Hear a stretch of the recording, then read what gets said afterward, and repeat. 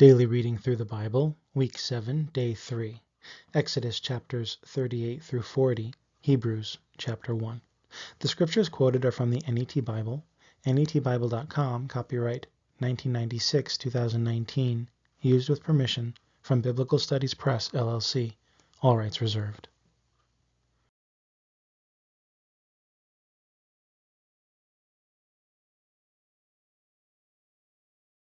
Exodus 38. Bezalel made the altar for the burnt offering of acacia wood, 7.5 feet long, and 7.5 feet wide. It was square. Its height was 4.5 feet. He made its horns on its 4 corners. Its horns were part of it, and he overlaid it with bronze. He made all the utensils of the altar, the pots, the shovels, the tossing bowls, the meat hooks, and the fire pans. He made all its utensils of bronze. He made a grating for the altar, a network of bronze under its ledge, halfway up from the bottom. He cast 4 rings for the 4 corners of the bronze grating, to provide places for the poles. He made the poles of acacia wood and overlaid them with bronze. He put the poles into the rings on the sides of the altar with which to carry it. He made the altar hollow, out of boards.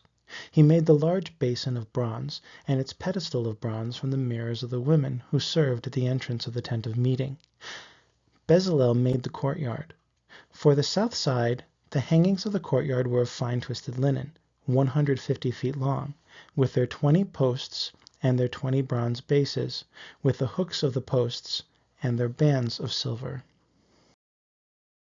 For the north side, the hangings were 150 feet, with their 20 posts and their 20 bronze bases, with the hooks of the posts and their bands of silver.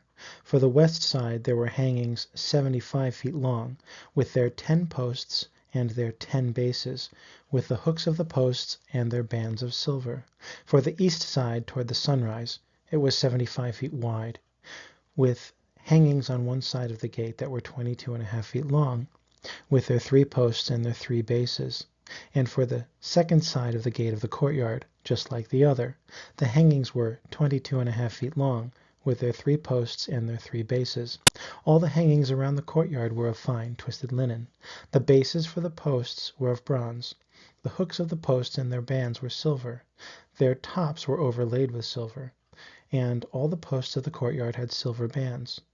The curtain for the gate of the courtyard was of blue, purple, and scarlet yarn and fine twisted linen, the work of an embroiderer. It was 30 feet long, and, like the hangings in the courtyard, it was 7.5 feet high, with 4 posts and their 4 bronze bases. Their hooks and their bands were silver, and their tops were overlaid with silver.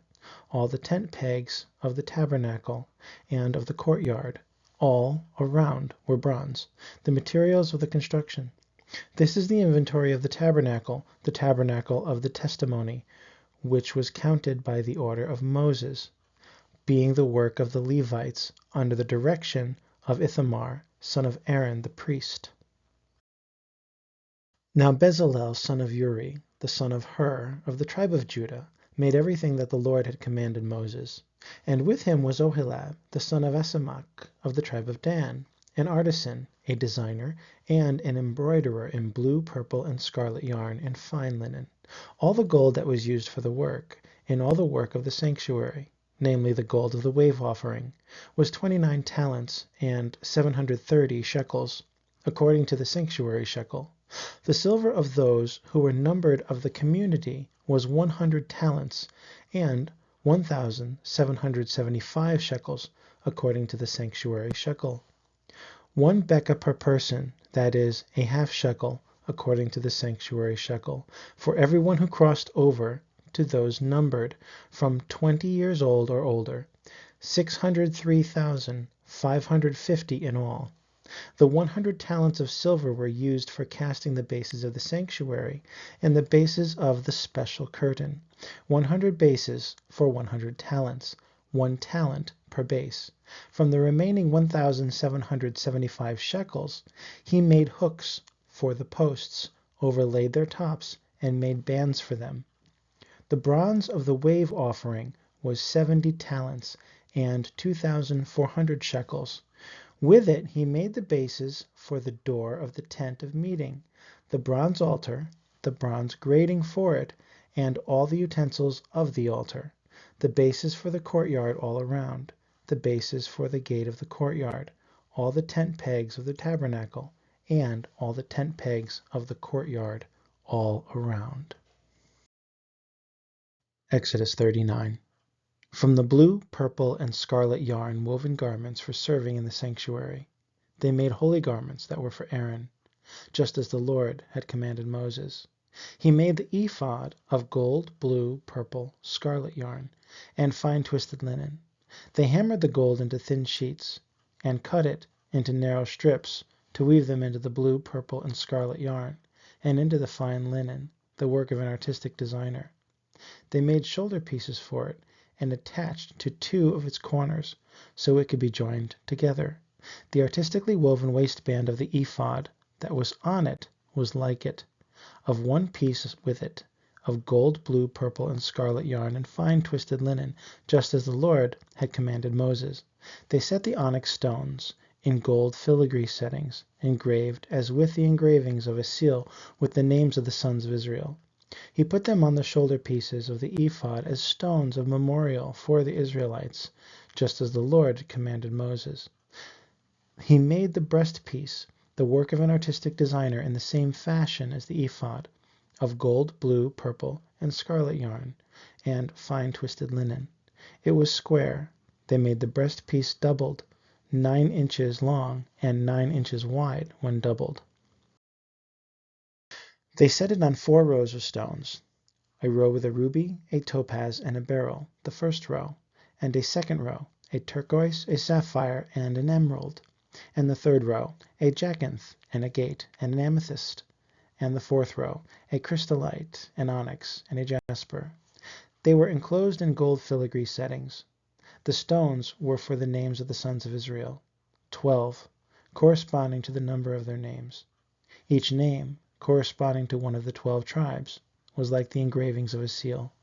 They made for the breastpiece braided chains, like cords of pure gold, and they made 2 filigree settings, and 2 gold rings. And they attached the 2 rings to the upper 2 ends of the breastpiece. They attached the 2 gold chains to the 2 rings at the ends of the breastpiece. The other 2 ends of the 2 chains they attached to the 2 settings, and they attached them to the shoulder pieces of the ephod at the front of it. They made 2 rings of gold and put them on the other 2 ends of the breastpiece on its edge, which is on the inner side of the ephod. They made 2 more gold rings and attached them to the bottom of the 2 shoulder pieces on the front of the ephod, close to the juncture above the waistband of the ephod. They tied the breastpiece by its rings to the rings of the ephod by blue cord, so that it was above the waistband of the ephod, so that the breastpiece would not be loose from the ephod, just as the Lord had commanded Moses. He made the robe of the ephod completely blue, the work of a weaver. There was an opening in the center of the robe, like the opening of a collar, with an edge all around the opening so that it could not be torn. They made pomegranates of blue, purple, and scarlet yarn, and twisted linen around the hem of the robe. They made bells of pure gold, and attached the bells between the pomegranates, around the hem of the robe, between the pomegranates. There was a bell and a pomegranate, all around the hem of the robe, to be used in ministering, just as the Lord had commanded Moses. They made tunics of fine linen, the work of a weaver, for Aaron and his sons, and the turban of fine linen, the headbands of fine linen, and the undergarments of fine twisted linen. The sash was of fine twisted linen and blue, purple, and scarlet yarn, the work of an embroiderer, just as the Lord had commanded Moses. They made a plate, a holy diadem, of pure gold, and wrote on it an inscription, as on the engravings of a seal, "Holiness to the Lord." They attached it to a blue cord to attach it to the turban above, just as the Lord had commanded Moses. So all the work of the tabernacle, the tent of meeting, was completed, and the Israelites did according to all that the Lord had commanded Moses. They did it exactly so. They brought the tabernacle to Moses, the tent, and all its furnishings, clasps, frames, bars, posts, and bases, and the coverings of ram skins dyed red, the covering of fine leather, and the protecting curtain, the ark of the testimony and its poles, and the atonement lid, the table, all its utensils, and the bread of the presence, the pure lampstand, its lamps, with the lamps set in order, and all its accessories, and oil for the light, and the gold altar, and the anointing oil, and the fragrant incense, and the curtain for the entrance to the tent, the bronze altar and its bronze grating, its poles, and all its utensils, the large basin with its pedestal, the hangings of the courtyard, its posts and its bases, and the curtain for the gateway of the courtyard, its ropes and its tent pegs, and all the furnishings for the service of the tabernacle, for the tent of meeting, the woven garments for serving in the sanctuary, the holy garments for Aaron the priest, and the garments for his sons to minister as priests. The Israelites did all the work according to all that the Lord had commanded Moses. Moses inspected all the work, and they had done it just as the Lord had commanded. They had done it exactly, and Moses blessed them. Exodus 40. Then the Lord spoke to Moses. On the first day of the first month you are to set up the tabernacle, the tent of meeting. You are to place the ark of the testimony in it, and shield the ark with a special curtain. You are to bring in the table, and set out the things that belong on it. Then you are to bring in the lampstand, and set up its lamps. You are to put the gold altar for incense in front of the ark of the testimony, and put the curtain at the entrance to the tabernacle. You are to put the altar for the burnt offering in front of the entrance to the tabernacle, the tent of meeting. You are to put the large basin between the tent of meeting and the altar, and put water in it. You are to set up the courtyard around it, and put the curtain at the gate of the courtyard, and take the anointing oil, and anoint the tabernacle and all that is in it, and sanctify it, and all its furnishings, and it will be holy. Then you are to anoint the altar for the burnt offering with all its utensils. You are to sanctify the altar, and it will be the most holy altar. You must also anoint the large basin and its pedestal, and you are to sanctify it. You are to bring Aaron and his sons to the entrance of the tent of meeting, and wash them with water. Then you are to clothe Aaron with the holy garments, and anoint him and sanctify him, so that he may minister as my priest. You are to bring his sons and clothe them with tunics, and anoint them just as you anointed their father, so that they may minister as my priests. Their anointing will make them a priesthood that will continue throughout their generations. This is what Moses did, according to all that the Lord had commanded him. So he did. So the tabernacle was set up on the first day of the first month, in the second year. When Moses set up the tabernacle and put its bases in place, he set up its frames, attached its bars, and set up its posts. Then he spread the tent over the tabernacle, and put the covering of the tent over it, as the Lord had commanded him. He took the testimony and put it in the ark, attached the poles to the ark, and then he put the atonement lid on the ark. And he brought the ark into the tabernacle, hung the protecting curtain, and shielded the ark of the testimony from view, just as the Lord had commanded him. And Moses put the table in the tent of meeting, on the north side of the tabernacle, outside the curtain. And he set the bread in order on it before the Lord, just as the Lord had commanded him. And he put the lampstand in the tent of meeting opposite the table, on the south side of the tabernacle. Then he set up the lamps before the Lord, just as the Lord had commanded him. And he put the gold altar in the tent of meeting in front of the curtain, and he burned fragrant incense on it, just as the Lord had commanded him. Then Moses put the curtain at the entrance to the tabernacle. He also put the altar for the burnt offering by the entrance to the tabernacle, the tent of meeting, and offered on it the burnt offering and the meal offering, just as the Lord had commanded him. Then he put the large basin between the tent of meeting and the altar, and put water in it for washing. Moses and Aaron and his sons would wash their hands and their feet from it.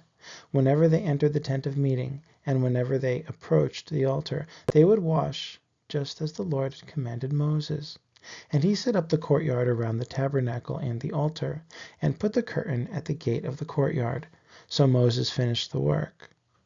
Then the cloud covered the tent of meeting, and the glory of the Lord filled the tabernacle. Moses was not able to enter the tent of meeting because the cloud settled on it, and the glory of the Lord filled the tabernacle. But when the cloud was lifted up from the tabernacle, the Israelites would set out on all their journeys. But if the cloud was not lifted up, then they would not journey farther until the day it was lifted up. For the cloud of the Lord was on the tabernacle by day, but fire would be on it at night, in plain view of all the house of Israel, throughout all their journeys. Hebrews 1.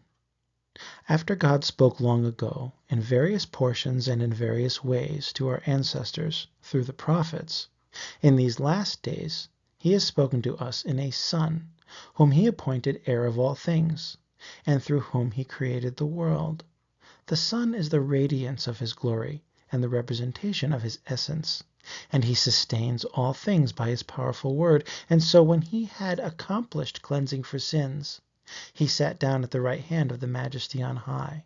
Thus he became so far better than the angels, as he has inherited a name superior to theirs. For to which of the angels did God ever say, "You are my son, today I have fathered you"? And in another place he says, "I will be his father, and he will be my son." But when he again brings his firstborn into the world, he says, "Let all the angels of God worship him." And he says of the angels, "He makes his angels winds, and his ministers a flame of fire." But of the Son he says, "Your throne, O God, is forever and ever, and a righteous scepter is the scepter of your kingdom. You have loved righteousness and hated lawlessness. So God your God has anointed you over your companions with the oil of rejoicing." And you founded the earth in the beginning, Lord, and in the heavens are the works of your hands. They will perish, but you continue, and they will all grow old like a garment. And like a robe you will fold them up, and like a garment they will be changed. But you are the same, and your years will never run out. But to which of the angels has he ever said, "Sit at my right hand until I make your enemies a footstool for your feet"? Are they not all ministering spirits, sent out to serve those who will inherit salvation? The next daily reading through the Bible, week 7, day 4, Leviticus chapters 1 through 3, Psalm 27, Hebrews chapter 2. The scriptures quoted are from the NET Bible, netbible.com, copyright 1996, 2019, used with permission from Biblical Studies Press, LLC, all rights reserved.